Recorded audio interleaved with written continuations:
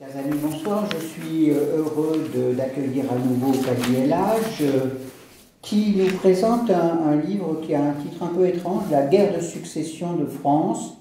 On se demande de quelle guerre il s'agit, mais avec le sous-titre, on s'en aperçoit très vite. Henri IV devait-il être roi? C'est-à-dire que c'est un livre qui porte sur la question de la légitimité et de la légitimation des chefs d'État.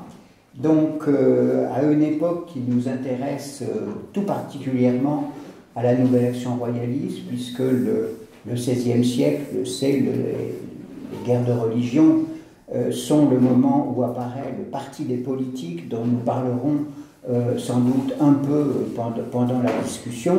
Et le parti des politiques, c'est justement le parti qui est dans les origines lointaines de la nouvelle action royaliste. Nous réclamons du parti des politiques et qui a joué un rôle important dans ce processus de légitimation et de défense de la légitimité royale à une époque particulièrement tragique. Chers amis, je vais vous laisser présenter votre livre et ensuite, si vous le voulez bien, vous répondrez à nos questions. Merci beaucoup. Donc, bonsoir à toutes et à tous. Je suis très content de vous présenter mon dernier ouvrage qui est le fruit d'un travail de longue haleine, puisque certes, il est sorti le 22 mars dernier, mais je l'ai ébauché concrètement à partir de 2018 et en fait, c'est le fruit de réflexions beaucoup plus anciennes, puisque quand j'avais passé le baccalauréat en 2001, je devais faire un site internet donc pour l'option informatique et je l'avais fait sur Henri IV. Si bien que quand j'ai retrouvé avec la Wayback Machine d'archive.org les bribes de mon travail, je m'étais amusé à comparer ce que j'avais écrit à l'époque et ce que j'ai mis dans cet ouvrage. Alors, il y avait quelques similitudes, quelques naïvetés, mais c'est une histoire de source. Mais donc, comme vous voyez, le processus remonte assez loin. Alors, j'avais posé des premières réflexions au moment de ma thèse quand j'étudiais les maréchaux de France, puisque j'étais confronté aux maréchaux dits de la Ligue, ceux nommés par le duc de Mayenne, face aux maréchaux de France qui étaient fidèles à Henri IV ou que Henri IV avait nommés. Alors souvent on disait que c'était des maréchaux illégitimes, qu'ils avaient reçu leur bâton illégalement et donc Henri IV avait rendu certains de ces bâtards légitimes. Donc il a légitimé des bâtards institutionnels. Mais en y réfléchissant bien, je m'étais dit que c'était le fait que Henri IV avait gagné qui avait rendu ces maréchaux illégitimes. Donc petit à petit, l'idée avait grandi, j'avais d'autres choses, d'autres travaux à arpenter, d'autres textes à écrire, et la guerre de succession de France m'est venue à l'esprit. Alors elle m'est venue à l'esprit d'autant plus que la chronologie est un peu surprenante, parce que j'aborde la période qui va environ de 1584 jusqu'en 1610. Généralement, on ne trouve pas le terme « guerre de succession de France », hormis chez Jean-Marie Constant dans son livre sur les Guises, publié en 1984, mais il évoque cette expression pour une période beaucoup plus brève avant l'exécution des Guises. Donc j'ai voulu aller plus loin, puisqu'on a souvent l'éclatement d'un conflit, mais aussi finalement la queue de la comète. Donc on peut voir les conséquences d'une guerre, une guerre de succession, plusieurs années après, si bien que je vais jusqu'à Ravaillac, jusqu'au poignard de Ravaillac. Alors souvent, on a une vision d'Henri IV qui est assez simple, voire simpliste, à savoir qu'à la mort d'Henri III, il a été reconnu automatiquement roi de France et qu'il y avait seulement l'écueil du protestantisme qui avait bloqué une reconnaissance complète. C'est ce qu'on lit souvent. On néglige souvent la période postérieure à 1594, ou alors on va au maximum jusqu'à la soumission du duc de Mayenne en 1596. Même Voltaire adopte plutôt ce schéma dans la Henriade, donc c'est devenu une sorte de doxa. Mais on observe que dans le détail, il y avait de nombreux réduits ligueurs jusqu'en 1598, avec notamment la belle thèse d'Hervé Le Goff sur la Ligue en Bretagne qui a paru en 2010 aux presses universitaires de Rennes. Donc on a en fait l'idée qu'il y avait un roi légitime et qu'il y avait un gouvernement ligueur qui n'avait aucune légitimité. Même Jean-Pierre Babelon, dans sa belle biographie d'Henri IV, publiée en 1982, évoque la libération quand Henri IV entre à Paris. Et aussi, il évoque le bâton de maréchal reçu illégalement par Brissac, qui est remplacé par celui donné par Henri IV. Donc, on est vraiment dans l'idée que la période ligueuse avait vu un gouvernement illégitime et que Henri IV était le seul souverain légitime, le seul qui pouvait prétendre au trône de France sans problème. Alors, au fil du temps, l'oubli ordonné sur les événements a lissé la connaissance de la période. Donc, il était nécessaire à mes yeux de revenir sur ces événements pour montrer que tout n'était pas évident et surtout que la légitimité se construit. Si on ne se donne pas les moyens de l'affirmer, de la justifier et de l'imposer, eh bien, la légitimité est perdue. C'est l'esprit de l'ouvrage qui est aussi axé sur l'idée d'une révolution, puisque le bouleversement provoqué par la crise dynastique a provoqué la révolution ligueuse. Arlette Le Bigre avait parlé en 1980 de la révolution des curés. Et on peut se demander aussi si Henri IV n'a pas incarné en soi une contre-révolution en remettant les choses en ordre et en reprenant plus ou moins, finalement, le fil de la succession d'Henri III. Alors, la première chose la première réaction que l'on a, c'est la question religieuse. Est-elle la plus importante? Forcément, oui, puisque nombre de sujets du roi de France refusaient de voir un protestant roi.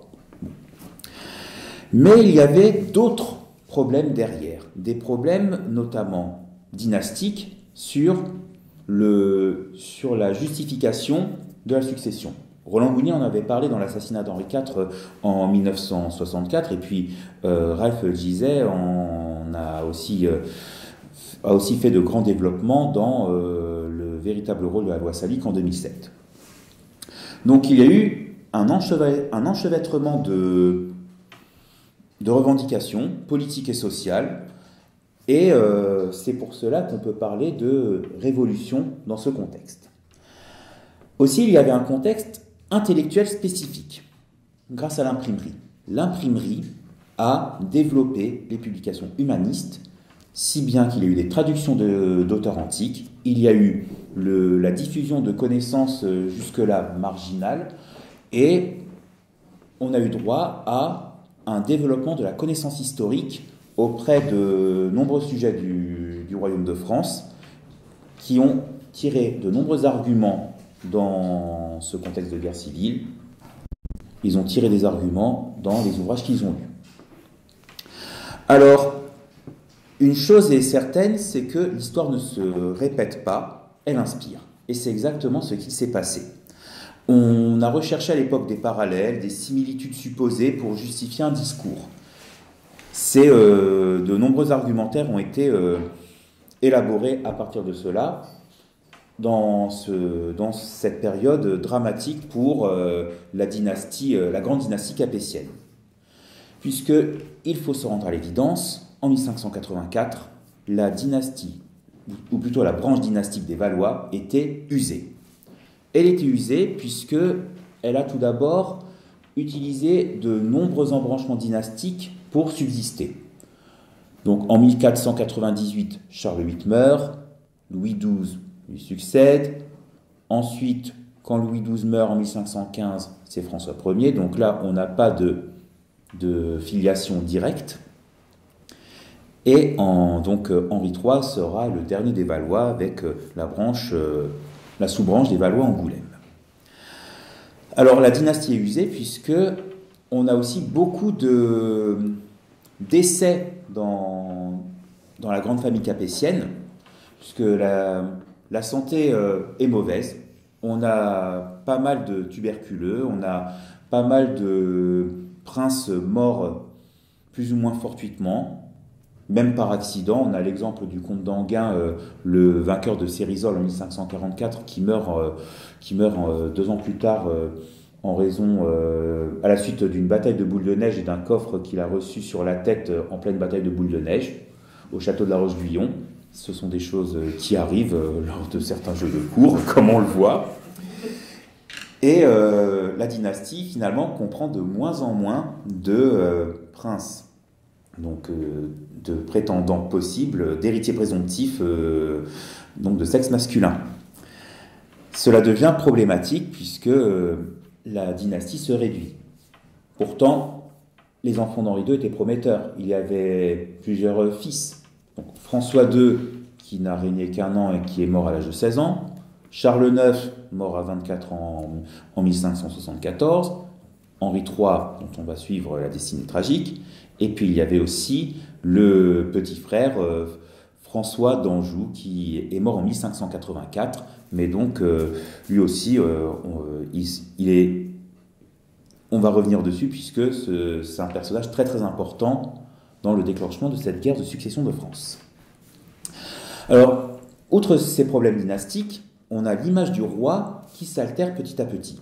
Le roi devient moins glorieux, puisqu'il s'expose moins, ce qui est une sage précaution, puisque François Ier est fait prisonnier à Pavie, et il vaut mieux éviter la capture du roi. Donc, progressivement, le roi peut participer à des campagnes, mais il se retire petit à petit, il ne s'expose plus. Henri II est le dernier souverain à, finalement, participer à une campagne militaire vraiment de manière personnelle, puis ses fils ne le font pas, ils sont trop jeunes, et puis il y a des problèmes de santé, il y a aussi le risque de l'extinction de la dynastie des Valois.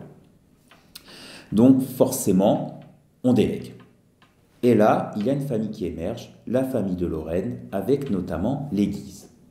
Dès François Ier, on a donc Claude de Guise qui se distingue, qui mène de grandes actions militaires qui sauvent le royaume de France contre Charles Quint. Puis Claude de Guise est disgracié par François Ier, et Claude de Guise arrive à placer à l'avènement d'Henri II son fils François. Donc François de Guise qui fait des merveilles, puisqu'il reprend Calais, qui avait été perdu au début de la guerre de 100 ans, et il mène des actions finalement suffisamment retentissantes pour incarner un recours. On l'appelle d'Italie pour redresser la situation après la défaite de Saint-Quentin. Donc c'est un personnage qui est très présent, qui prend une dimension exceptionnelle, si bien que, dit Blaise de Montluc, François de Guise commence à tomber en disgrâce au moment où la paix est signée au Cateau-Cambrésis en 1559, mais aussi au moment où Henri II meurt lors d'un tournoi. Alors, François de Guise prend d'autant plus l'ascendant que le nouveau roi François II est jeune, il a 15 ans, et en plus, Marie Stuart est l'épouse de François II, et elle est liée aux Guise, qui sont ses oncles.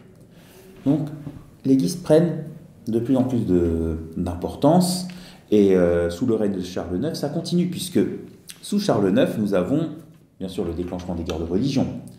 Et donc Guise est l'un des vainqueurs de la bataille de Dreux. Et on raconte qu'il avait demandé, après la bataille, à avoir un brevet de maréchal de France en blanc pour l'attribuer à la personne de son choix. Alors, cette demande n'a pas été satisfaite, mais il a pu obtenir d'être lieutenant général du royaume. Son assassinat en 1563 a réglé l'affaire, mais ses fils étaient présents, il fallait attendre qu'ils grandissent.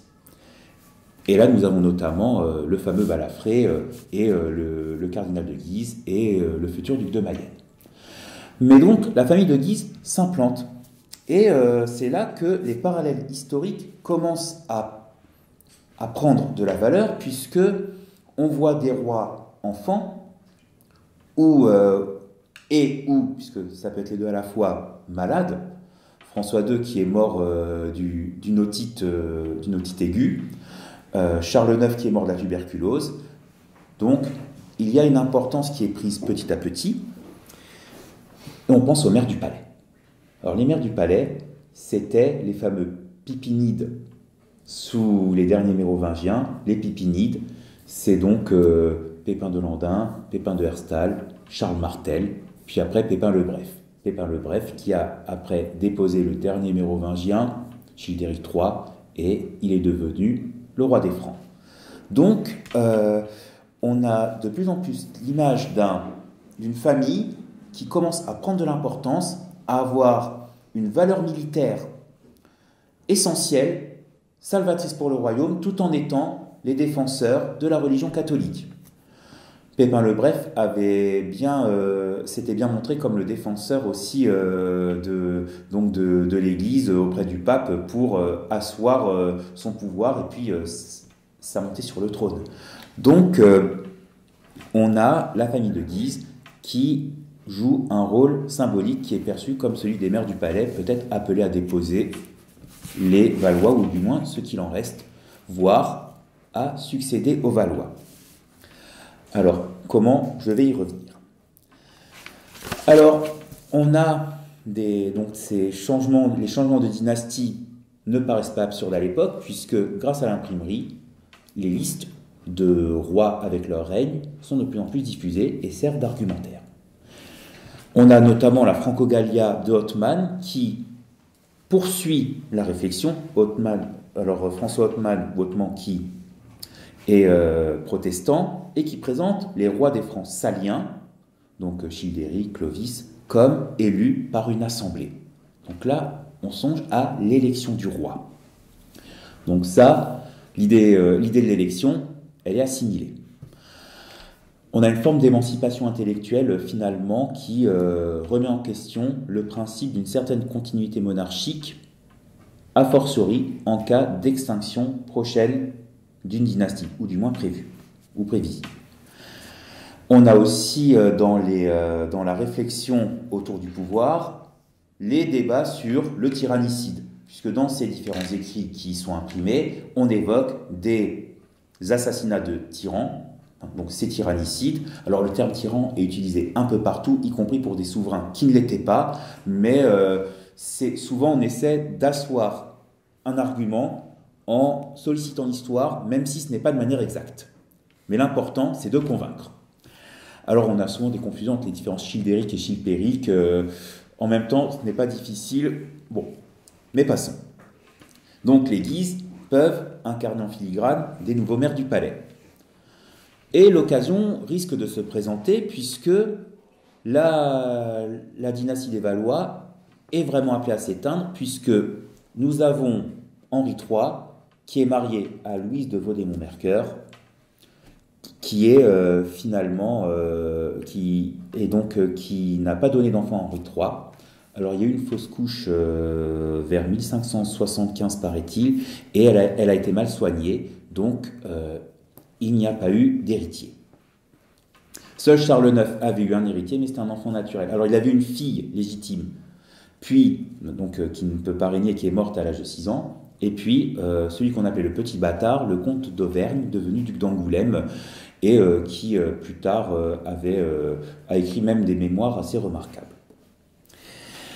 Alors, on voit que le roi n'a pas d'héritier, et en plus, son jeune frère, François d'Anjou, est réputé homosexuel, et en plus, il est tuberculeux, donc on parie qu'il ne va pas durer bien longtemps. Et c'est exactement ce qui arrive, puisqu'il meurt le 10 juin 1584 de la tuberculose.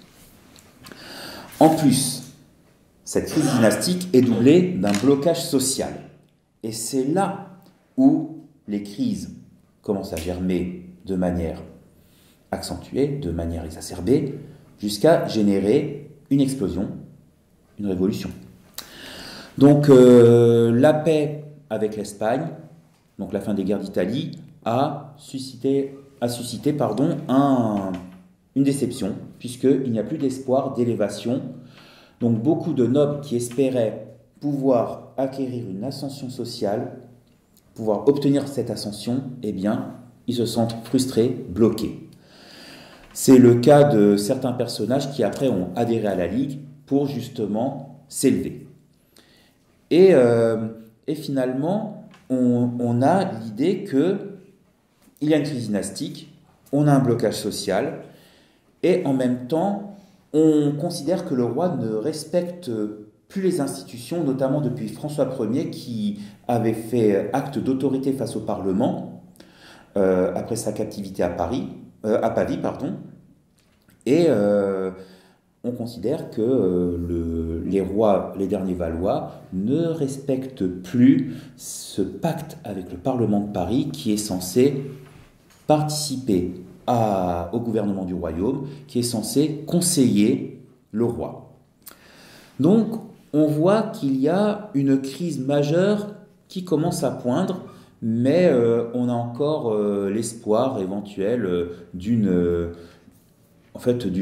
dynastie qui peut continuer jusqu'à la mort du duc d'Anjou. Et c'est là où on perçoit qu'il y a un amalgame avec beaucoup de superstitions, l'idée de mauvais présages, puisque dans les chroniques de l'époque, on est attentif au moindre événement. Quand il y a l'apparition d'une comète, quand il y a un séisme, il y en a eu un en 1580, du côté du nord de la France. On a aussi eu un brouillard soudain qui a été constaté, notamment par le curé Claudaton. Et le moyen de comprendre ce qui s'est passé, c'est de penser à notre propre vécu.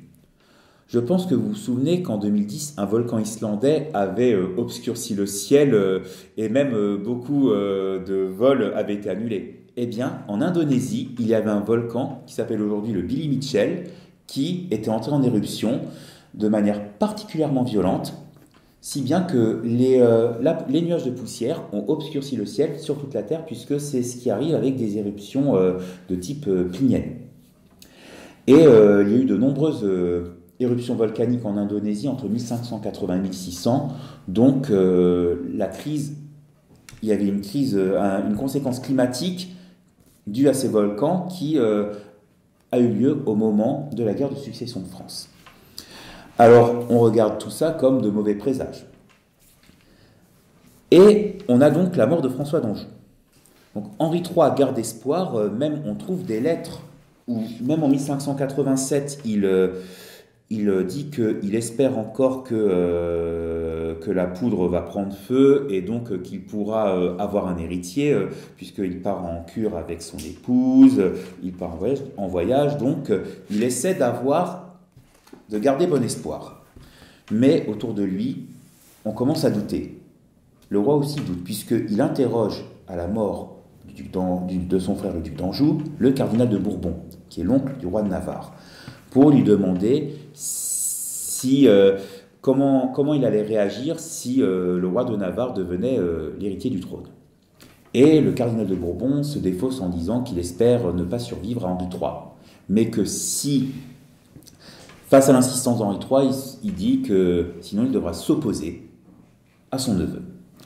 Donc la crise est tangible. On se dit qu'il y a un problème religieux majeur, d'autant plus que dans le serment du sacre, eh bien, le roi jure de lutter contre l'hérésie. Alors on dit qu'en 1547, Henri II n'a pas prêté ce serment, mais on était en guerre. Il fallait éviter la guerre civile et poursuivre et finalement rassembler toutes les forces contre les Habsbourg. Donc ça peut être oublié. Mais là, dans le contexte, il n'y a pas de guerre contre les Habsbourg, donc on se dit que le serment contre l'hérésie tient. Bon. Par contre, il y a une idée reçue, c'est que le pape n'a jamais excommunié Henri de Navarre, pour une simple raison, c'est que Henri de Navarre étant protestant, eh bien il n'y a aucune raison d'excommunier, il est déjà en dehors de la communauté. Mais on sent qu'il y a un risque. Un roi protestant, c'est une idée qui est très mal admise. Et la Ligue se reforme. Pourquoi je dis qu'elle se reforme? C'est qu'en 1576, une première Ligue s'était formée, et en 1585, donc, une autre Ligue se forme, et les Guises jouent un rôle essentiel dans cette Ligue. Alors, le roi est dans une situation de faiblesse, puisque il sent bien qu'il ne peut pas reconnaître comme héritier présomptif du trône Henri IV, et de toute façon, en théorie, on n'a pas à parler de la succession tant que le roi ne meurt pas, ou tant qu'il n'est pas à l'agonie. C'est que tant qu'il est en vie, tant que son épouse est en vie, en plus le roi est encore jeune, la reine est encore jeune, on se dit qu'il peut y avoir un miracle. Je rappelle que plus tard, il a fallu attendre 23 ans pour que Louis XIII et Anne d'Autriche aient un héritier. Donc, pourquoi pas? Ils étaient mariés depuis 1575, on ne sait jamais. Mais la crise est tangible. On se dit que le roi de Navarre pourrait devenir l'héritier. Donc, la guerre civile reprend. Et de ce point de vue, eh bien, l'Espagne commence à se dire que la situation devient intéressante. Le duché de Savoie aussi. Pourquoi? Ils peuvent tirer profit de l'affaiblissement de la France. L'Espagne veut mettre à genoux l'Angleterre. Philippe II songe à son armada. En entrant en contact avec les ligueurs, il pourrait obtenir des ports d'attache pour faire passer l'armada pour qu'elle puisse mouiller avant l'invasion de l'Angleterre. Le duché de Savoie, qui avait été occupé pendant les guerres d'Italie par la France, c'est pour cette raison que la capitale n'était plus Chambéry mais Turin, eh bien le duché de Savoie espérait prendre une part du beefsteak pour parler familièrement et éventuellement conquérir des territoires, outre le marquisat de Salus, enclave restée française depuis le traité du Cateau-Cambrésis, eh bien pourquoi pas des territoires jusqu'à Lyon. Donc il y a l'idée de pouvoir en fait profiter d'une curée. Ce serait à un moment donné, ce serait la curée, et il faudrait tirer profit de cette déliquescence du royaume de France, sans oublier qu'on peut formuler de multiples prétentions. Par exemple, je rappelle que le duché de Bourgogne avait été revendiqué par Charles Quint, donc Philippe II pouvait poser des prétentions sur le duché de Bourgogne. Donc le démantèlement de la France était possible. Donc Henri III devait garder contenance, montrer qu'il n'y avait pas de choix à faire et que de toute façon, il n'y avait aucune raison puisqu'il était encore en vie. Mais donc, la guerre civile, elle est là, il ne peut pas l'empêcher. Donc, c'est une guerre de succession de France parce que le fond du problème, c'est l'éventualité que Henri de Navarre devienne roi de France. Alors, il faut voir le roi qui tente de souffler le chaud et le froid, de feindre l'impuissance pour attendre aussi le moment où l'étoile de Guise va pâlir. En fait, il attend le moment où Guise va se prendre les pieds dans le tapis, et là, il pourra reprendre son autorité. Sauf que ce moment ne vient pas. Il ne vient pas, et donc la lutte continue entre le roi de Navarre d'un côté, qui essaie au maximum d'épargner tout ce qui est troupe royale.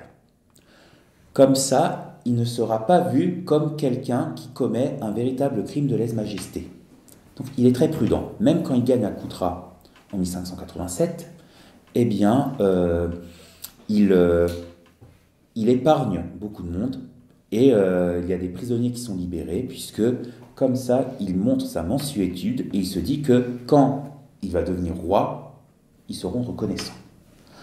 Mais de l'autre côté, on a Guise qui mène des actions efficaces contre des mercenaires destinés à renforcer les protestants.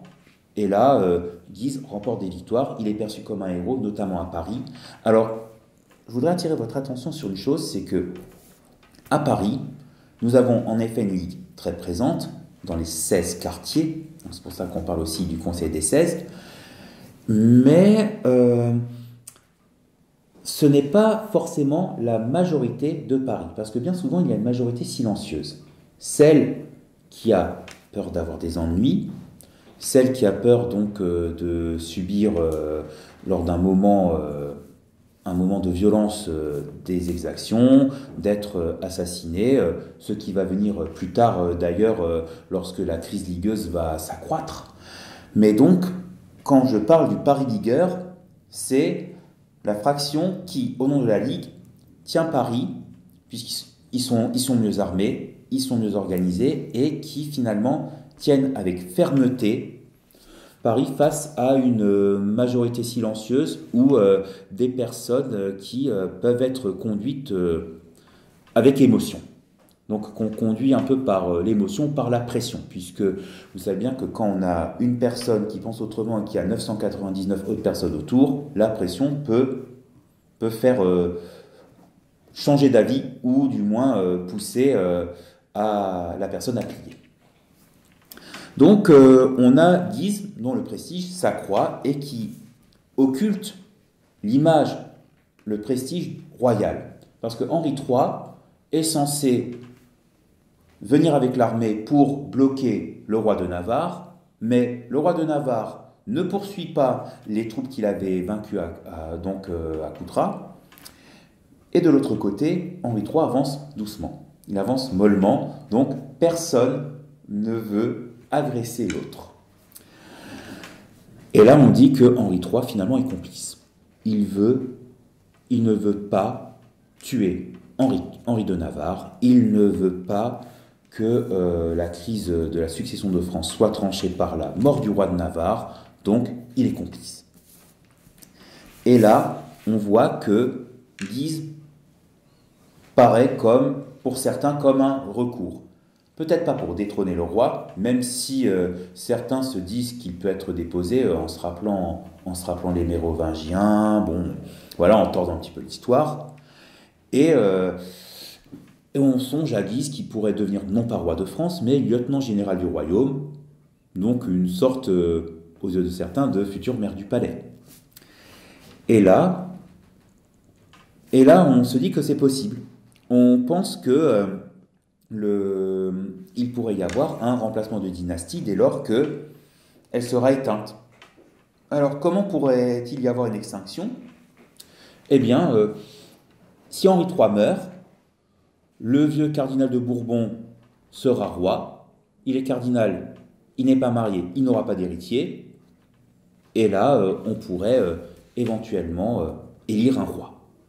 Donc, l'idée est là. Puisque Henri de Navarre, donc le futur Henri IV, finalement, serait mis de côté. Aussi, donc son cousin Condé serait confronté au même problème puisque protestant. Donc, là, il y aurait des moyens d'éliminer des prétendants et de dire que la dynastie, finalement, est éteinte. Aussi, on a eu d'autres arguments. Par exemple, celui voulant écarter la maison de Bourbon. Pourquoi? Puisqu'elle descend de Robert de Clermont, mort en 1317, fils de Saint-Louis, mais mort en 1317, avant la définition de la transmission par les mâles de la couronne de France. Donc une non-rétroactivité des lois. Et là, on peut dire, on fait une élection, on choisit une nouvelle dynastie.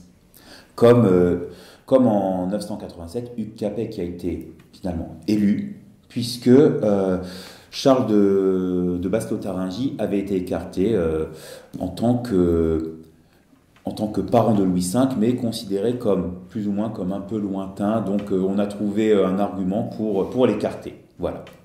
Aussi, en 1328, Philippe de Valois, qui a été élu roi, au détriment d'Édouard III, qui était jeune, et en plus qui a été considéré comme un prince étranger, puisque au moins Philippe de Valois était français.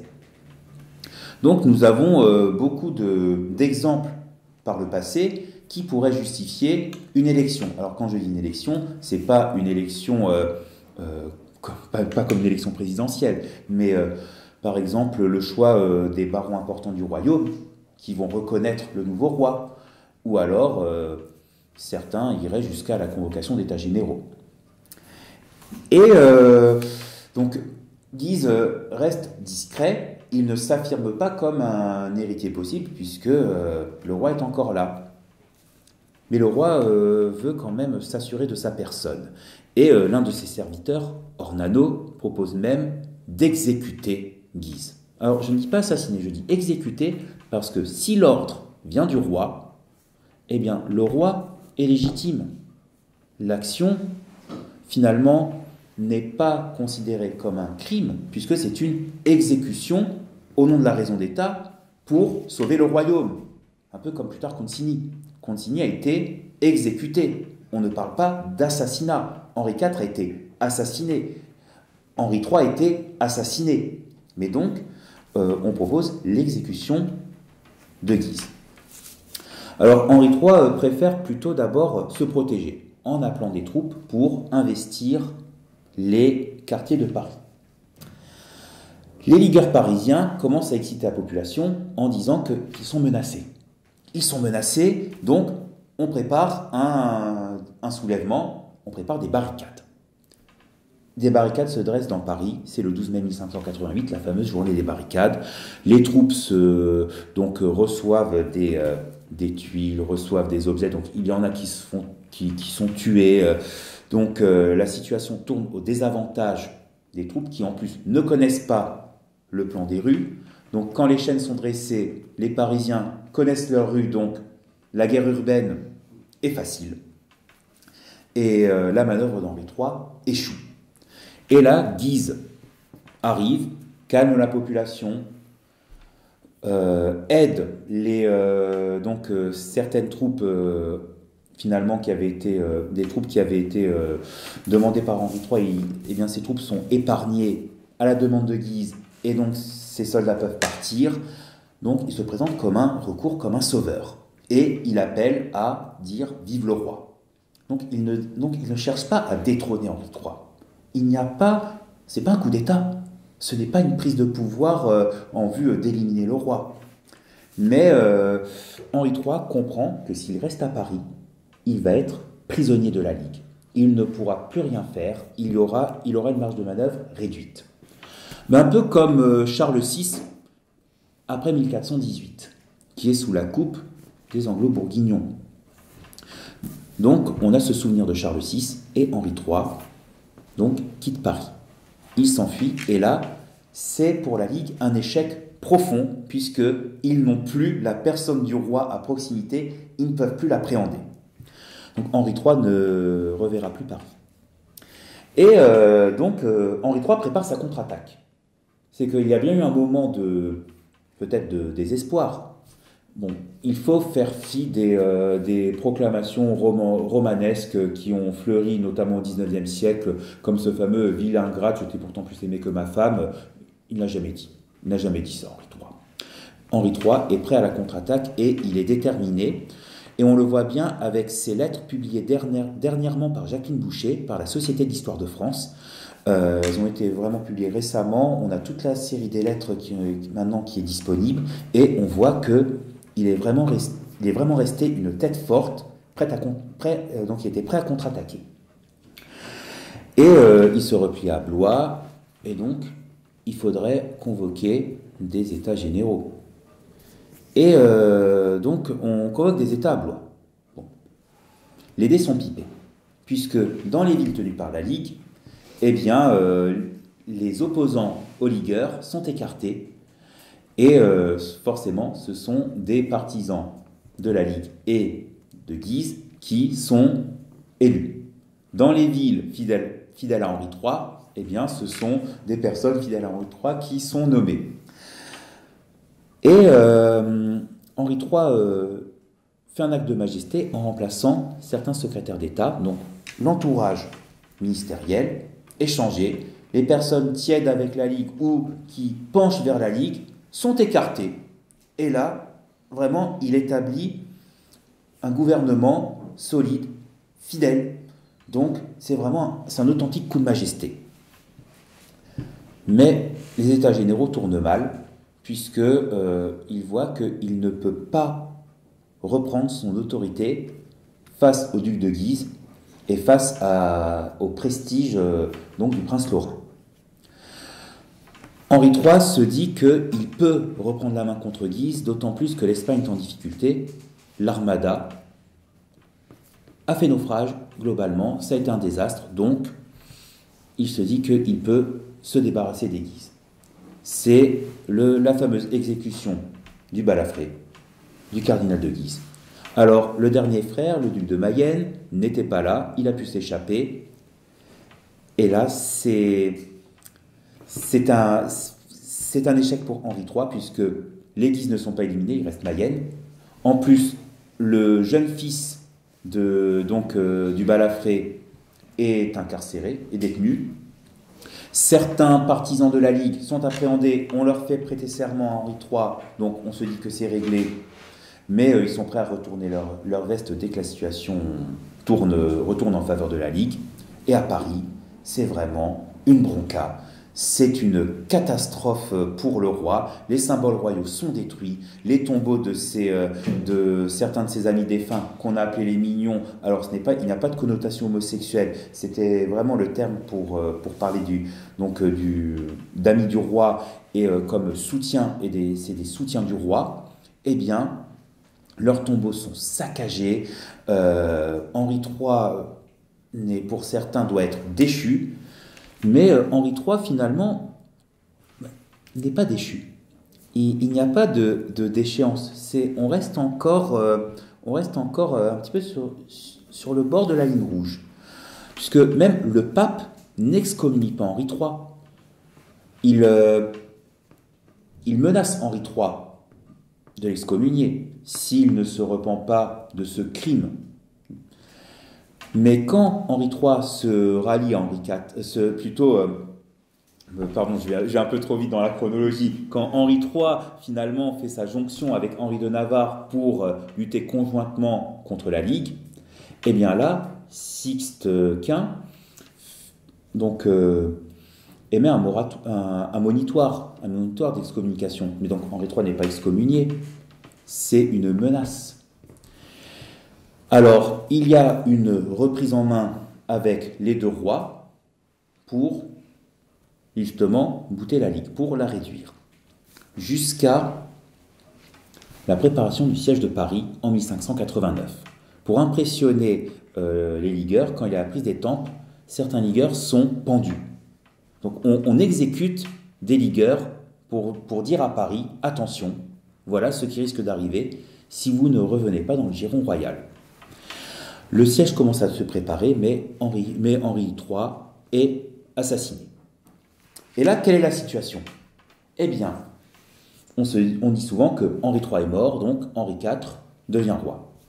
En fait, il est reconnu par certains personnages importants du royaume. Et quand on trouve la source, que je cite d'ailleurs, il y en a 12. Symboliquement, c'est les 12 barons. C'est les 12 barons qui servaient à l'élection du roi en cas d'extinction de dynastie. Là, il s'assure d'une élection. Il y a 12 signataires, mais certains font défection assez vite, pour une raison simple, c'est qu'ils lui ont demandé de se convertir au catholicisme. Et il dit pas tout de suite, puisque c'est un calcul politique pour Henri IV. S'il se convertit immédiatement, s'il abjure le protestantisme immédiatement en août 1589, on va dire que c'est opportuniste, qu'il n'est pas sincère. Donc, il dit qu'il veut être instruit au moment voulu pour finalement embrasser le catholicisme. Donc, pendant ce temps-là, beaucoup de soldats, de troupes s'en vont, des capitaines s'en vont, ils rejoignent la Ligue, ou alors ils se mettent en attente. Les politiques, justement, cette force qui ne veut pas de la Ligue et qui essaie de trouver une voie modérée, eh bien, attend la conversion pour eux inéluctable du roi, mais il faut prendre patience. Surtout avec un Paris-Ligueur de plus en plus radicalisé, où ceux qui sont jugés opposants ou tièdes sont exécutés, même assassinés, puisque de toute façon, comme ça a été jugé illégitime, ça a été jugé, donc ce Paris-Ligueur a été jugé comme une entité illégitime, eh bien, donc on peut parler d'assassinat, notamment le président Brisson en 1591, où là aussi on a une reprise de l'histoire, puisque l'inspiration vient, quand on lit l'exécution du président Brisson, eh bien on songe à l'exécution de Théramène lors de la tyrannie des 30, racontée par Xénophon dans les Helléniques. Et là, on voit qu'on a un schéma d'exécution d'opposants tirés de Xénophon. Xénophon avait été traduit. Donc, on peut dire que l'humanisme a servi la Ligue. L'humanisme a développé une connaissance politique et a fourni un terrain, a fourni des idées, a même fourni finalement des méthodes qui pouvaient ne pas être connues tant que le texte était inaccessible, soit par le format, soit par la barrière de la langue. Mais donc, Henri IV, pendant ce temps-là, doit lutter, doit livrer bataille. Il remporte des combats, Arques, Ivry, mais ce n'est jamais décisif, si bien que l'ordalie n'a pas lieu. Parce que l'ordalie, si on considère qu'il y a une ordalie pour Henri IV contre le duc de Mayenne, on se dit que si l'un meurt, donc l'autre est vainqueur, il est le roi. Mais il n'y a jamais de bataille décisive, il n'y a pas de... Ni Mayenne ne meurt, ni Mayenne, ni Henri IV ne meurt. Donc, la situation s'enlise. Et Henri IV essaie de faire le siège de Paris, de nouveau en 1590, c'est un siège dramatique, avec une famine terrible. Mais Paris est finalement secouru. Henri IV doit lever le siège, puisqu'il y a Alexandre Farnèse, duc de Parme, qui intervient, donc avec des troupes donc, au service du roi d'Espagne. Et Alexandre Farnèse est un des plus grands capitaines de son temps. Henri IV avait essayé de mener une opération d'investissement qui fonctionnait assez mal, et puis aussi il faut se dire que l'Île-de-France était quand même entourée de marais. Donc en été, les marais provoquent des épidémies, surtout quand on a une armée nombreuse, donc c'est un peu risqué. Et quand Farnèse arrive, Henri IV se demande s'il ne doit pas livrer bataille. Eh bien, la bataille n'a pas lieu et Henri IV lève le siège de Paris. Donc, il y a ces moments d'incertitude et il se dit en 1592 qu'il faut commencer à s'instruire. Il faut commencer à s'instruire d'autant plus que il y a un gouvernement parallèle face à lui. Puisque le duc de Mayenne, j'en avais parlé, il est devenu lieutenant général de l'État et couronne de France. Donc, il gouverne la France en attendant la tenue des États généraux et l'élection d'un roi. Et on a Mayenne qui désigne des maréchaux de France, qui désigne un chancelier. Donc, on a un système parallèle, les mêmes institutions pour Henri IV, les mêmes institutions pour le duc de Mayenne.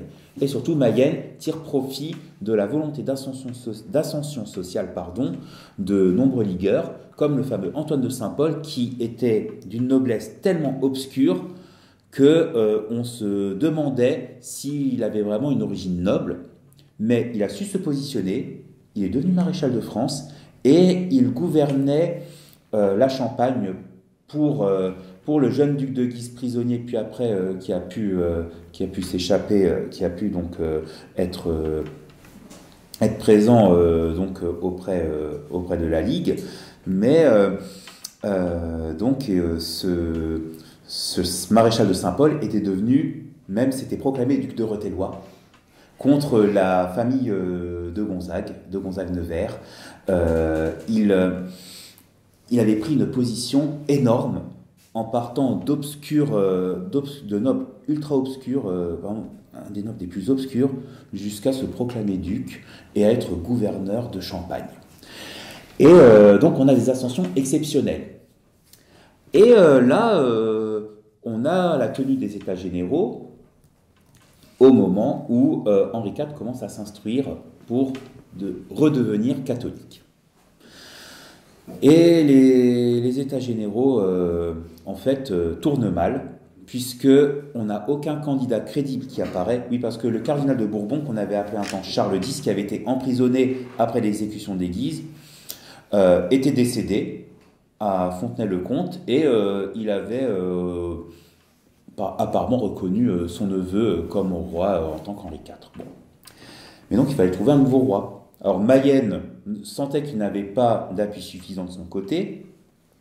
De l'autre, l'Espagne voulait se positionner, donc on essayait de trouver un bon candidat. Puis il y a eu l'idée de proposer le fils du balafré, donc le jeune duc de Guise, comme candidat possible, à condition d'épouser une princesse espagnole, puisque Philippe II avait été marié pendant un temps, enfin il y a eu un mariage bref, puisque la princesse est morte assez jeune, avec une princesse française, une fille d'Henri II. Donc on s'est dit pourquoi pas. Et là, les États généraux ont mal tourné parce que le Parlement de Paris a fixé un principe essentiel, c'est que la loi salique passe avant la religion. Donc, c'est l'arrêt le maître, et c'est au moment où Henri IV abjure le protestantisme à Saint-Denis. Donc là, on a un roi catholique. On a un roi catholique et des États généraux qui n'arrivent pas à trouver un roi. Quand Henri IV devient catholique, eh bien, plusieurs ligueurs se rallient à Henri IV en disant on a un roi catholique, donc il faut le reconnaître. Paris ouvre ses portes et Henri IV y entre le 22 mars 1594, non sans quelques versements de sommes, mais aussi, c'est qu'avant d'entrer à Paris, Henri IV a été couronné roi à Chartres, 27 février 1594. Donc on a un roi catholique et qui a été sacré. Or, Reims était tenu par la Ligue, puisque le maréchal de Saint-Paul s'y trouvait. Et en fait, ce n'était pas un problème. Hugues Capet avait été couronné à Noyon, par exemple. On a eu des souverains qui ont été couronnés ailleurs. Donc, ce n'est pas un problème. Et en plus, Henri IV est entouré de dignitaires qui montrent que l'État est présent, qu'il a finalement restauré le système royal. Donc, Paris ouvre ses portes. Il y a des villes qui tombent petit à petit. Mais il manque quelque chose. Le pape. Et il a fallu attendre le 17 septembre 1595 pour que le pape accorde l'absolution au roi. Et c'est là qu'on trouve dans de nombreux journaux de contemporains leur reconnaissance d'Henri IV. Au moment où ils apprennent que le pape a absous Henri IV, donc qu'il le reconnaît comme roi de France. Et c'est là que ça tourne. On a même un fameux texte d'un Rémois, Jean Puceau, qui disait le soi-disant roi de Navarre, le soi-disant, etc. Il a tout barré au moment où il apprend que le pape a absous Henri IV. Donc il dit notre roi. On voit dans le manuscrit qu'il a tout rayé, puisqu'il y a eu un changement. C'est avec l'absolution du pape que tout a changé. Mais alors, était-ce fini? Eh bien non. Puisque derrière tout ça, il y avait l'Espagne. Et donc, on a finalement Henri IV qui comprend qu'il faut transformer la guerre civile en guerre entre royaumes. Donc, il déclare la guerre à l'Espagne. Donc, ceux qui sont payés par l'Espagne, ceux qui ont le soutien de l'Espagne, sont criminels de lèse-majesté et donc sont contre la France. Alors, donc Henri IV obtient des soumissions, même le fils du balafré se soumet à Henri IV, il fait son accommodement en assassinant le maréchal de Saint-Paul, puisque à Reims, ils se sont disputés pour l'ouverture de la place, et Saint-Paul avait eu un sommet de prétention contre le jeune Guise, et Guise l'a tué d'un coup d'épée. Et la prise en main du pouvoir par Henri IV de façon définitive a mis fin à une ouverture sociale. Là, on a remis de l'ordre, donc on retrouve des processus d'élévation normaux. On n'a plus cette époque de guerre civile où, en étant un peu malin, on tire parti de la situation et on s'élève. Non. L'ouverture est terminée, on revient à une situation normale. Et Henri IV devient un roi qui combat un ennemi extérieur. Donc on a parlé de la victoire de Fontaine française, qui est une petite victoire. C'est vraiment, c'est un petit combat. Mais il a réussi à lui donner un retentissement assez énorme pour montrer qu'en plus, c'est un roi qui combat et qui est victorieux. Donc ça change de ses prédécesseurs. Il mène campagne. Mais il est plus... alors, c'est un bon capitaine, mais ce n'était pas un grand stratège. Par exemple, contre Farnèse, ce qu'il avait sauvé, c'était la mort de Farnèse en 1592. Ça, c'était providentiel. Et Henri IV, c'est un peu par usure et par négociation qu'il arrive à avoir l'ouverture de certaines places. Le siège de la Fère, qui devait être facile, a été une catastrophe. Donc, ça a pris du temps. Mais il arrive à finalement à susciter de bons accommodements, notamment avec le duc de Mayenne, qui après devient l'un de ses plus fidèles soutiens. Mais l'Espagne reste tenace. Elle tient notamment une influence importante en Bretagne avec le duc de Mercœur. Donc Henri IV doit essayer de reprendre en main le royaume petit à petit. Et on voit que ce n'est jamais gagné, puisque Amiens est prise par les Espagnols en 1597. Pendant que Henri IV, finalement,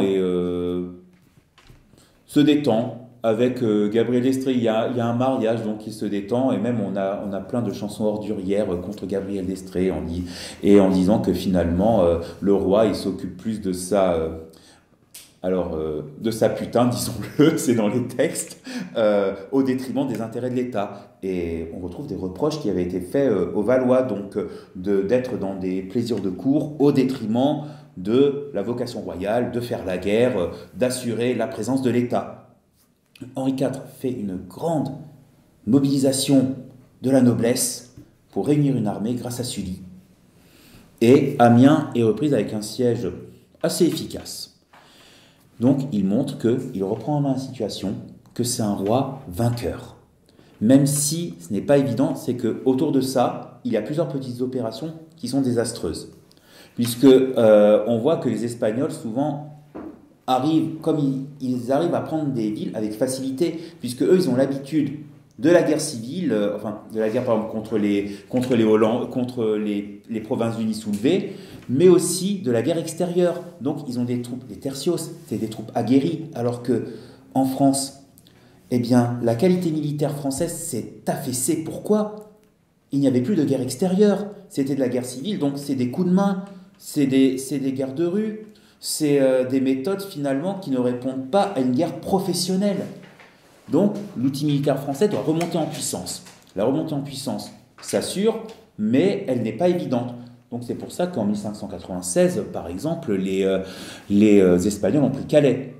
Et d'ailleurs, Calais n'a été restitué que lorsque la paix a été signée à Vervins en 1598. Donc c'est pour dire qu'il y a eu une situation, certes, de reprise en main progressive, mais très compliquée. C'est que Henri IV a permis une remontée en puissance française, mais le succès n'était pas au rendez-vous, mais il fallait attendre. D'ailleurs, la vraie remontée en puissance française date de 1640, avec Richelieu qui avait lancé la France dans la guerre de 30 ans. Donc c'est un processus très long. Et quand Henri IV reprend Amiens, eh bien, il se tourne vers la Bretagne. Et il y a la soumission de Mercœur, et Henri IV a le dessus, puisqu'il impose le mariage de la fille du duc de Mercœur avec César de Vendôme, son bâtard légitimé qu'il a eu avec Gabriel d'Estrées. Et là, c'est un affront, un prince lorrain qui va donner sa fille à un enfant bâtard. Légitimé, mais enfant bâtard quand même, donc il n'est pas dynaste. Puisque Henri IV essayait de le rendre dynaste en essayant il voulait épouser Gabriel d'Estrées, mais il fallait l'annulation, en fait, la dissolution du mariage avec Marguerite de Valois. Et il y a eu beaucoup d'atermoiements. Finalement, il fallait montrer que le mariage n'avait pas été consenti, qu'il y a eu une pression sur la mariée. Mais la Providence a fait que Gabriel d'Estrées est morte entre-temps. Donc, finalement, Marguerite de Valois a accepté le marché pour dissoudre le mariage. Et là, le mariage a été dissous. Et puis, il y a eu le mariage avec Marie de Médicis et le dauphin en 1601. Et alors, cette naissance est un événement majeur. Pourquoi ? Pour la première fois depuis 1544, il y a un fils viable. Donc ça, c'est majeur. Et en plus, il le baptise catholique. Donc on sait que quoi qu'il arrive, la dynastie des Bourbons sera catholique. Donc ça rassure. Mais de l'autre côté, la guerre paraît finie. Mais il a fallu déjà gérer toutes les troupes qui allaient être démobilisées, qui pouvaient après se former en bande, faire des prédations, puisque avec l'habitude de la guerre civile, eh bien, au bout d'un moment, on ne sait faire que ça. On ne sait faire que la guerre. C'est comme le retour des soldats qui ont fait des guerres difficiles, qui ne savent faire que ça. Donc, il a voulu régler son compte au duc de Savoie, qui avait profité de tout ce chaos pour s'emparer du marquisat de Saluces en 1588, et il fallait sévir. Donc Henri IV entre en campagne en 1600 contre le duc de Savoie. Il prend les places de Savoie facilement. Bon, le jeune Guise devait prendre Nice, ça a été une catastrophe. Et là, on voit Henri IV est victorieux, Guise, non. Retournement de situation. Donc le Capétien Bourbon est victorieux, Guise ne l'est pas. Il reprend le dessus. Et puis en plus, la paix est signée et la France s'agrandit avec le budget, la Bresse et le budget, ce qui est excellent. Pourquoi ? Cela protège Genève, donc cela protège les protestants, et de l'autre côté, cela barre la route qui est la route des Flandres, la route pour l'armée espagnole qui passait par justement le Milanais et même par qui pouvait passer par les États du duc de Savoie pour ensuite traverser la Franche-Comté qui était à l'époque espagnole pour arriver jusqu'en Flandre, jusqu'aux Pays-Bas espagnols. Et là, stratégiquement, on coupe la route. Donc, c'est un coup de maître. Mais néanmoins, Henri IV n'est pas reconnu par tous, si bien que beaucoup de ligueurs s'étaient exilés. Il y avait une quantité de ligueurs qui a préféré prendre le chemin de l'exil, servir l'Espagne, rester à Bruxelles et y mourir. Le curé Jean Boucher, l'un des curés ligueurs les plus emblématiques, est mort en 1644 à Bruxelles. Il n'est jamais revenu. Il est mort à 96 ans alors qu'on commençait le règne de Louis XIV. Il faut imaginer. Mais de l'autre côté, la guerre de succession de France pouvait encore surgir parce que Henri IV parfois était un peu léger, puisqu'il avait aussi Henriette de Balzac d'Antrac comme maîtresse, qui avait eu un fils au moment où Louis XIII naissait, et il avait fait un papier prestement lui promettant le mariage, voilà, donc elle trempe dans des complots, d'autant plus qu'elle a un demi-frère de choix, le fils naturel de Charles IX, puisque la mère d'Henriette de Balzac d'Antrac est Marie Touchet, qui a été la maîtresse de Charles IX et la mère du comte d'Auvergne, devenu duc d'Angoulême. Donc, vous voyez qu'il y a des relations qui se nouent, en plus avec des personnes des serviteurs du roi qui voulaient plus.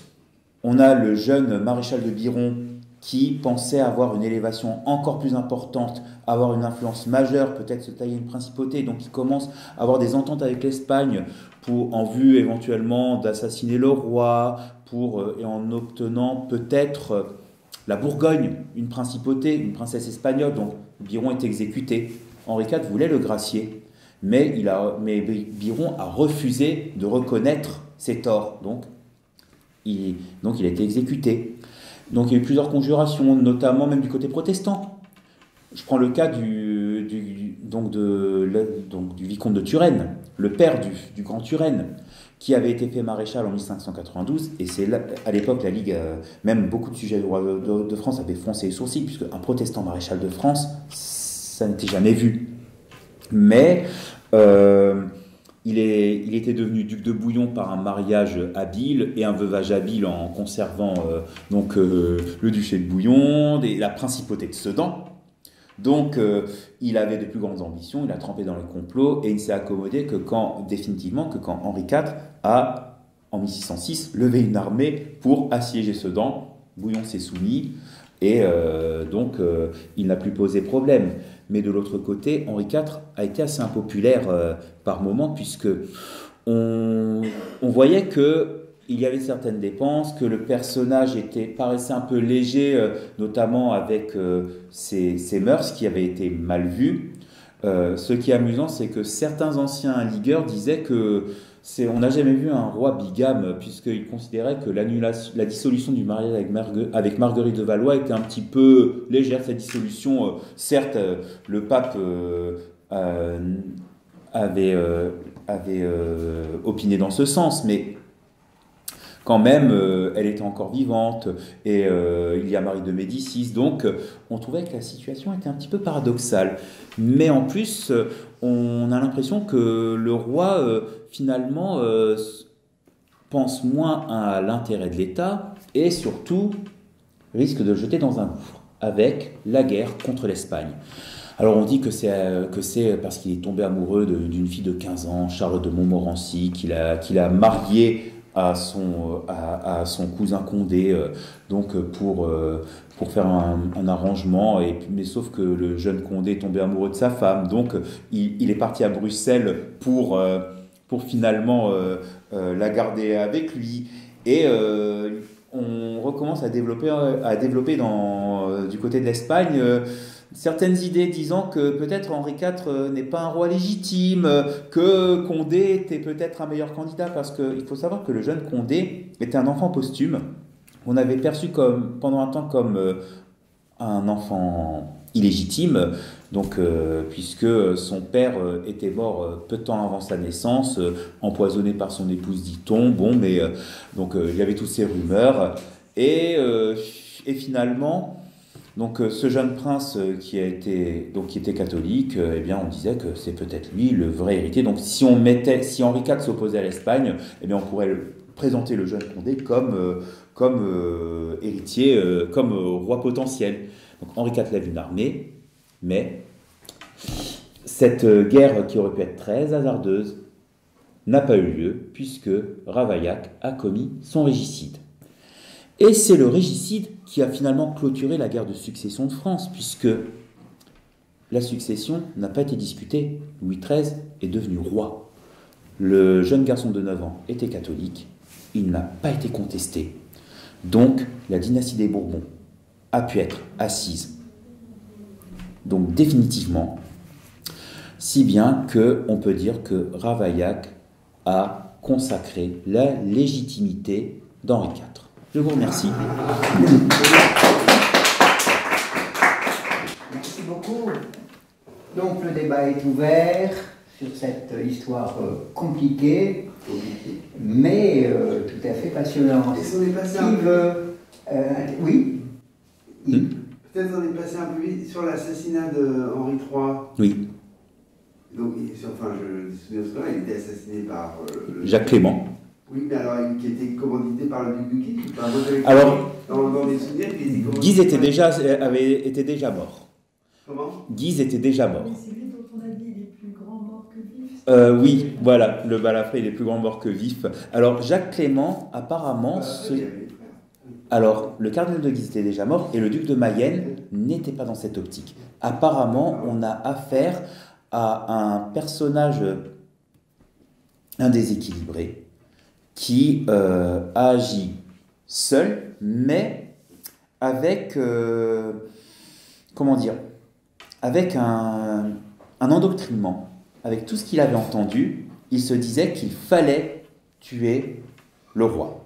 Et il a pu obtenir un sauf-conduit pour être reçu. Et il avait pris un couteau, il me semble que c'est un couteau de cuisine. Mais ce serait une action finalement pas vraiment planifiée. Pas Pas une conjuration. Non, vraiment pas de conjuration. C'est vraiment le loup solitaire, mais qui a servi efficacement les intérêts de la Ligue. Oui, puisque c'est vraiment un personnage qui a été... alors, c'est vrai qu'on a eu l'idée d'un complot, puisqu'il a été assassiné, il a été exécuté prestement. Jacques Clément a été... non, ça c'est Henri IV. Alors, Henri III, c'était malheureusement sur sa chaise percée. Oui, c'est puisqu'il était donc affairé sur sa chaise percée, et ce moine disait qu'il avait quelque chose de très important à lui dire, et Et c'est là que Jacques Clément lui a planté ce couteau de cuisine et Henri III a commis une erreur fatale. Il a arraché le couteau pour frapper Jacques Clément et donc ses gardes ont tué Jacques Clément. Mais en faisant ça, Henri III a déchiré de manière plus importante sa blessure. Donc il a fallu prestement rentrer les intestins, mais il y a eu tout simplement une septicémie. Henri III est mort non pas tant de la blessure que de la septicémie qui en a découlé. C'est avec les moyens d'aujourd'hui, il aurait pu être sauvé sans problème. Il n'y aurait pas eu de problème. Mais à l'époque, en plus avec ce couteau-là, je ne sais pas quel degré de propreté il avait. Puis ensuite, cette manière d'aggraver la blessure. Puis qu'on rentre l'intestin sortant, ça a dégénéré en septicémie. En plus, en août, au mois d'août. Donc, un mois chaud. Donc là, rien n'allait. Rien n'allait au mois d'août en plus. Donc, forcément, au niveau sanitaire, c'était une catastrophe. Alors par contre, Henri IV, c'était vraiment fatal. On ne pouvait pas le sauver, puisque, alors, pour ma part, la tête d'Henri IV, je la considère comme telle. Pour moi, c'est la tête d'Henri IV. Bon, après, je ne vais pas rentrer dans ce débat, mais pourquoi je parle de cette tête ? C'est parce que moi, j'y perçois, comme d'autres, des traces de blessures subies par Henri IV, puisqu'il y avait déjà eu une tentative de régicide en 1594 par Jean Châtel, et la blessure était à la lèvre, même ça lui avait cassé une dent. Et sur la tête momifiée, on voit une trace. Bon. Et puis, le coup à la carotide. Le coup à la carotide, c'est fatal. Et parmi les coups portés par Ravaillac, il y a eu ce coup à la carotide. Donc, Henri IV allait mourir de toute façon. Voilà. On ne pouvait pas le sauver. Oui, Guillaume, je t'en prie. Pour revenir sur le règlemètre et donc le Parlement de Paris qui acte la primauté de la loi salique sur la religion catholique, est-ce que c'est pas justement un premier coup un moment de sagesse du Parlement de Paris, primant la notion de sûreté de l'État et donc de raison d'État face à la religion catholique qui a toujours été la foi des grands souverains et nobles du royaume? C'est exactement ça, c'est que la guerre de succession de France a consacré la raison d'État, pleinement. Et ça a été après la ligne directrice de la dynastie des Bourbons. Même Richelieu parlait du gouvernement par la raison. La raison d'État était l'élément primordial. De toute façon, ce fameux arrêt ne prêtait pas tant à polémique puisque il y a eu l'abjuration. Donc, on savait que de toute façon, la porte était ouverte et qu'il n'y aurait pas de retour en arrière, mais au moins pour dire que la loi salique est bien présente, que la continuité dynastique va se poursuivre avec une dynastie capétienne, puisque c'est ce que je dis dans le livre, c'est que Henri IV n'est pas reconnu roi, quoique capétien, mais parce que capétien. Oui, Alain. Est-ce qu'il y a l'existence d'un sentiment national fort et quel rôle il joue? Alors, tout dépend ce qu'on veut dire par sentiment national. Puisque, bon, le principe c'est, je reprends les idées de Bernard Guenet dans mon livre, en France, c'est l'État qui a créé la nation. Avec Philippe Auguste, quand il est devenu non plus Rex Francorum, mais Rex Franciae. Donc, c'est l'État qui a créé la nation et c'est une particularité française. Alors, le sentiment national, même si le terme peut paraître anachronique, a commencé à croître dans certaines circonstances dramatiques. Par exemple, durant la guerre de 100 ans, quand l'occupation anglaise a été rejetée et qu'il y a eu des mouvements de résistance contre l'occupant anglais. Parce que je rappelle par exemple qu'en Normandie, il y a eu une tentative de colonisation par les Anglais au XVe siècle en implantant donc des familles, notamment des Gallois. Et quand Charles VII avait reconquis la Normandie, eh bien, les personnes qui étaient venues avaient le choix entre partir ou reconnaître Charles VII. D'ailleurs, il y a un livre intéressant qui s'appelle Becoming bourgeois, qui explique que la famille Gall en Normandie, souvent ce sont les descendants de Gallois installés par le roi d'Angleterre en Normandie au XVe siècle pour coloniser. Donc on a ces éléments. Aussi la vision de l'Espagne. La vision de l'Espagne, en effet, quand on voit que les Habsbourg allaient prendre le contrôle, on voyait qu'il y avait une particularité française qui allait disparaître si les Capétiens s'effaçaient.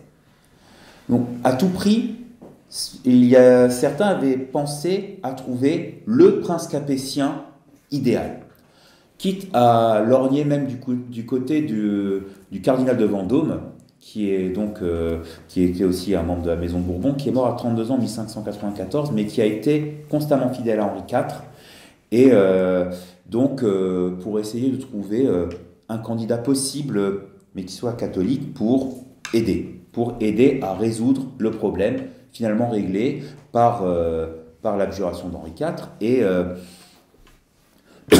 pour reprendre cette question du sentiment national, c'est que l'image de l'espagnol a gagné en négativité à l'époque.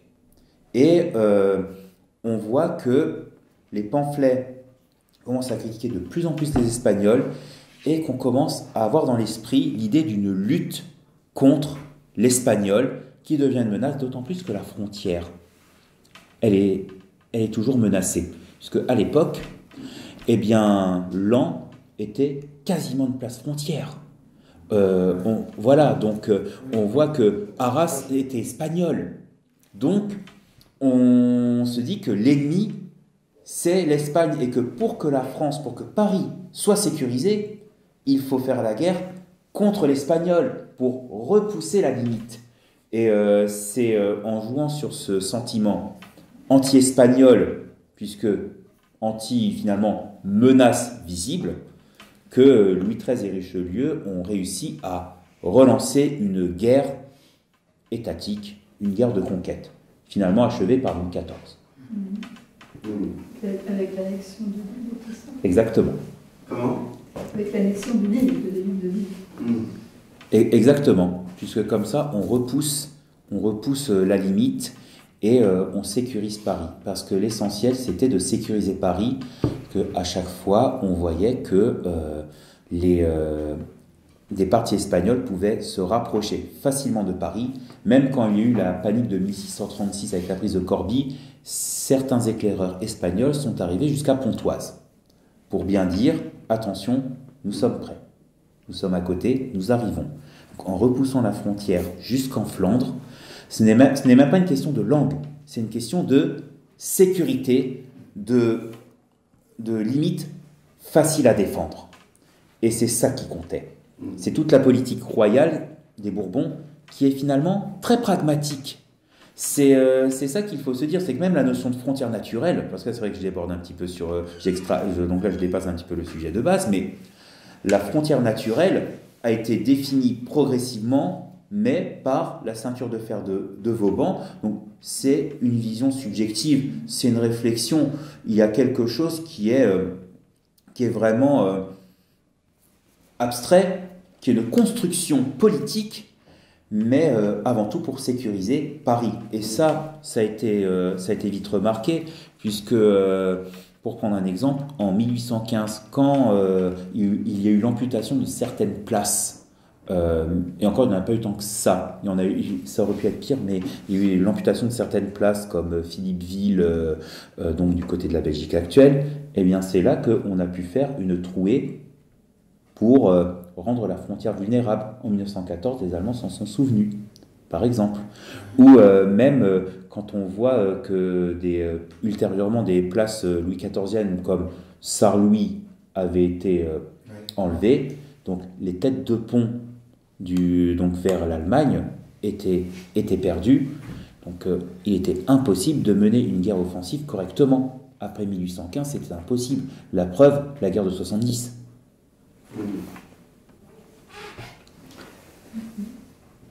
Guillaume, non?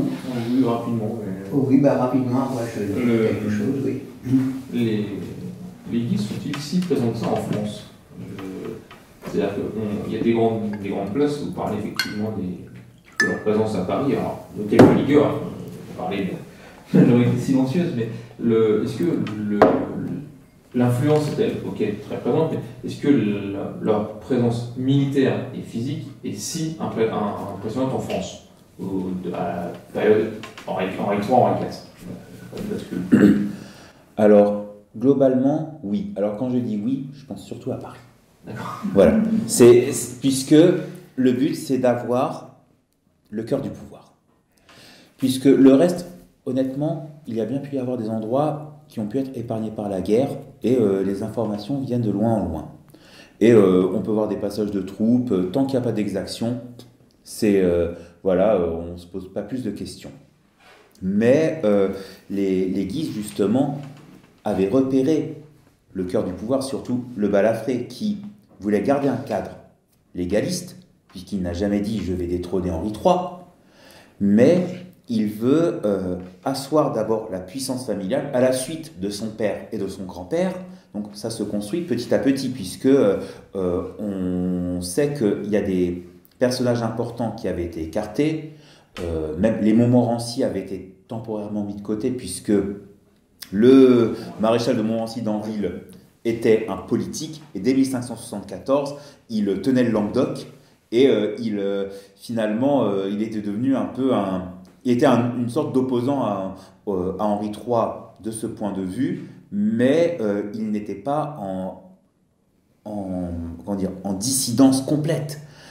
Alors que Guise, c'était vraiment l'idée non pas de devenir roi. Pour moi, il n'avait pas l'idée de devenir roi. C'est vraiment de consolider sa position pour, après, en cas d'extinction des Valois, peut-être que le lignage allait pouvoir jouer la carte de l'élection et donc de remplacer les Capétiens. Puisque là, on est vraiment dans l'idée de ces parallèles, notamment qu'on voit dans une pièce très intéressante qui s'appelle La Guisiade, écrite par Pierre Mathieu, où on a l'éloge notamment des Guises comme finalement fer de lance du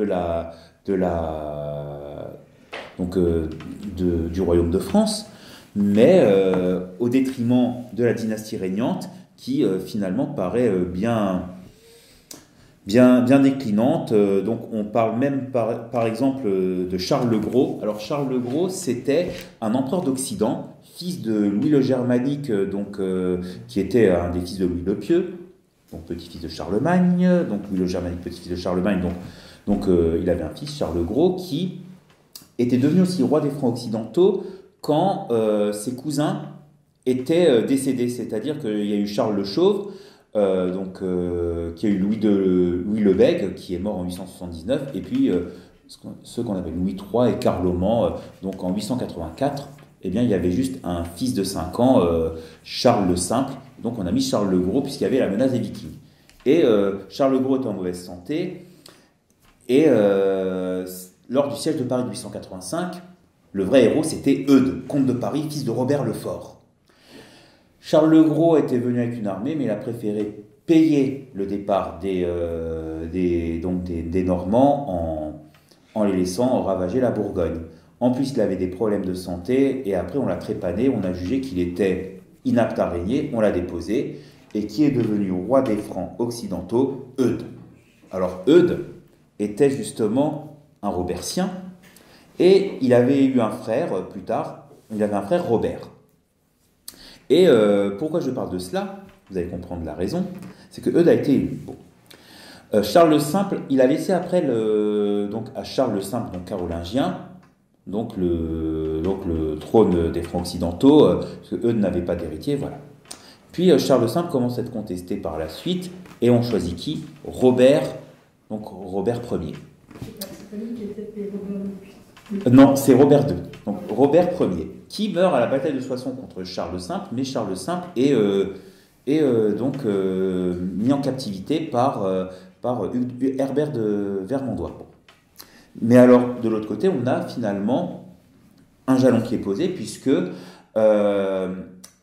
Robert avait un fils, Hugues le Grand, qui plus tard il avait gagné une puissance en devenant duc des Francs, donc en fait c'est duc d'Île-de-France. C'est un peu, voilà, en fait il avait l'autorité sur l'Île-de-France, et qui a eu un fils, Hugues Capet. Donc on voit que quand on a un personnage qui devient puissant, souvent il y a un de ces personnages qui se défausse. Il dit, non, c'est pas pour tout de suite. Il faut préparer le terrain pour être sûr, pour attendre le moment. Donc Hugues le Grand a préféré temporiser. Et c'est son fils Hugues Capet qui a finalement raflé la mise, on pourrait dire, puisque en 987, l'accident de chasse de Louis V a été l'occasion pour lui d'être élu roi des Francs. Oui, alors, juste un petit mot pour vous dire que tout le travail, l'avènement de la raison d'État est préparé sur le plan théorique par les politiques. Bien sûr. Il y a tout un courant qui, à cause des guerres de religion et pour sortir des guerres de religion, essaye de réaffirmer l'autorité de l'État, en fait, au-delà des querelles religieuses. La maxime des politiques, c'était l'État n'est pas dans la religion, mais la religion est dans l'État. Ce qui posera d'ailleurs quelques problèmes plus tard, mais dont on ne sortira que très très difficilement dans notre pays. Mais en tout cas, il y avait cette volonté d'en finir justement avec la détermination religieuse des conflits politiques. C'est vrai. Et d'ailleurs, je le dis très très vite, j'espère que vous ferez un jour un livre sur les politiques, sur le parti des politiques. Je l'avais demandé, pas de secret, je l'avais demandé ça à Blondine Kriegel, mais elle est partie dans une généalogie de l'idée républicaine qu'elle continue en ce moment, dont elle nous a parlé il y a quelques semaines, en nous parlant de Florence. Mais il y a un livre à faire qui n'existe pas, qui n'a jamais été fait, sur le parti des politiques. C'est vrai que la question... Alors vous en parlez, on les voit apparaître là tout au long de l'histoire que vous racontez, mais voilà, il faudrait lier les comportements politiques et justement le travail théorique qui est fait à ce moment-là, et qui se relie d'ailleurs à tout un passé des relations entre l'État, enfin l'État royal et la papauté, qui sont des relations conflictuelles, notamment depuis la dispute entre Philippe le Bel et Boniface VIII, 1303. Bon. Donc voilà, il y a un livre qui est à faire. C'est vrai, c'est vrai, mais c'est ici on passe commande de livre. C'est d'autant plus, ça m'amuse d'autant plus que je rappelle que cet ouvrage était parti d'abord de mes analyses dans la thèse sur les maréchaux de la Ligue. Donc souvent quand on sème une graine, il y a des personnages qui apparaissent et puis après il faut attendre que ça grandisse. Donc ce n'est pas impossible. Mais vous avez tout à fait raison de parler des politiques, parce que les politiques avaient aussi beaucoup joué dans l'impulsion intellectuelle et parfois avec grande malice. Par exemple, il y a un fameux livre, Le dialogue entre le Maustre et le Manant, qui a été écrit par un ligueur, mais un ligueur radical, donc Chromé. Le dialogue entre d'entre le Maustre et le Manant. Donc c'est un dialogue entre deux personnages, mais qui finalement dit qu'il ne faut pas reconnaître Henri IV. Mais les politiques ont fait quoi? Ils ont remanié le texte de manière à ce que l'argumentaire soit retourné, et finalement le dialogue entre le Maustre et le Manant devient la défense de la légitimité d'Henri IV. Donc on a cet élément. Aussi, il y a... certes, il y a des politiques donc, qui sont des personnages convaincus, mais aussi attentistes, parce qu'il y a beaucoup d'attentistes, parce qu'ils savent qu'il faut durer. Même Pierre de l'Étoile avait appris justement à un moment qu'il était dans la liste de ceux à poignarder. Il me semble, donc il était parmi les personnages assassinés. Donc ils savent qu'il y a des menaces constantes et qu'il faut trouver le moyen de durer. Mais aussi on a pas mal d'opportunistes et ils sont énormes. Leur quantité est énorme. Entre ceux qui finalement, les maréchaux du duc de Mayenne, qui pour certains ont pu devenir maréchaux par Henri IV, on a aussi ceux qui monnaient leurs aliments, et j'ai parlé de Pierre Mathieu qui avait fait la Guisiade, qui par la suite, après, est devenu l'un des plus grands turiféraires d'Henri IV. C'est vraiment parmi les plus grands textes sur la vie sur Henri IV. Allez, au XVIIe siècle, il y a les travaux de Pierre Mathieu, puisque dès lors que le pape a accordé l'absolution, pour lui, il n'y avait plus de débat. On voit bien que, certes, l'État royal voulait quand même s'émanciper d'une certaine tutelle pontificale, mais on voit bien qu'au plus profond de l'esprit des sujets du roi de France, la vie du pape a un rôle très très important, un rôle primordial. Donc c'est pour ça qu'il ne pouvait pas y avoir une rupture et que Henri IV devait avoir le soutien pontifical. C'était essentiel. C'est la France la fille de l'Église. Oui, enfin,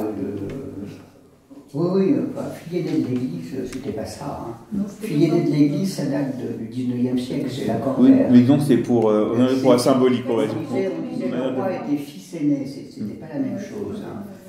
C'était pas le pays tout entier, mais il y a eu une tentation de faire comme les Anglais. Il y a eu une tentation anglicane. Oui, qui était logique d'ailleurs par rapport à justement tout ce qui s'était passé avec la papauté. Mais qui ne pouvait pas réussir justement parce que la majorité des Français étaient restés catholiques et tenaient justement comme le pape comme autorité plus que spirituelle. Donc c'était pas possible. Je crois que c'était plutôt la noblesse qui était protestante, enfin une partie de la noblesse qui était acquise au protestantisme, beaucoup plus que la population elle-même. Oui, alors ça dépendait aussi des provinces. Ça dépendait des provinces, puisqu'il y avait aussi l'influence des seigneurs locaux, bien sûr. Oui. Mais en effet, on pense surtout aux grands leaders protestants. Et il y en a un surtout auquel je pense beaucoup, c'est La Force, qui est un rescapé de la Saint-Barthélemy à l'âge de 14 ans, et qui finalement suit Henri IV, participe à des révoltes protestantes sous Louis XIII, mais se soumet, devient maréchal de France, commande jusqu'à l'âge de 80 ans, et meurt à 94 ans, sous Louis XIV. Donc le parcours exceptionnel. Et on a ces personnages qui apparaissent en filigrane, où on voit finalement que la manière d'unir catholiques et protestants était majeure au nom de la raison d'État, et aussi pour la remontée en puissance française, parce qu'il y avait besoin de toutes les forces nécessaires pour contrer les Habsbourg et surtout pour sécuriser le royaume. Parce que sans ça, il n'y aurait pas eu non plus les guerres qui ont été amorcées par Louis XIII et Richelieu. Et justement, quand Louis XIV s'était senti assez assuré de la domestication de la noblesse et de la puissance française hégémonique, c'est là qu'il a révoqué l'édit de Nantes, avec les conséquences que l'on connaît, et notamment qui, sur le plan économique et proto-industriel, n'ont pas été très heureuses. Mais dans l'esprit de Louis XIV, justement, c'est qu'il n'avait plus besoin de s'accommoder avec les protestants, puisque l'autorité royale était pleinement consolidée, et puis l'outil militaire était étatique. C'est-à-dire que, à la différence des époques précédentes où on avait un rôle essentiel du capitaine, du général, qui finalement était charismatique pour ses soldats, eh bien là on a une administration militaire étatique. Donc c'est pour ça que Louis XIV avait changé d'optique. Oui. Alors, voilà. J'ai une dernière question qui est d'un de nos amis. Voilà, il aimerait, il ne pouvait pas venir, il aimerait demander à notre invité son sentiment sur la trilogie d'Alexandre Dumas, La Reine Margot, La Dame de Montsoreau, Les 45, et il dit inférieure peut-être à celle composée avec les Trois Mousquetaires, etc. Mais tout de même, qu'en pensez-vous? Eh bien, je ne peux pas en penser du mal, parce que la littérature reste une des plus belles portes d'entrée vers l'histoire. C'est-à-dire que même que ça marche aussi pour les livres d'histoire dits simplistes, qu'on peut juger simplistes. Il faut une porte d'entrée, mais il faut des petits principes qu'on va rénover plus tard, qu'on va revoir plus tard, ou même des références que la littérature pourrait nous donner, et même qu'elle donne forcément. Ça aide à la lecture d'ouvrages plus complexes, d'ouvrages scientifiques. Donc, j'en pense du bien, puisque il faut animer, il faut avoir des lectures animées, puisqu'on ne peut pas faire que des choses uniquement, lire que des choses uniquement structurées, scientifiques, puisque on a besoin de récits, on a besoin aussi d'éléments concrets.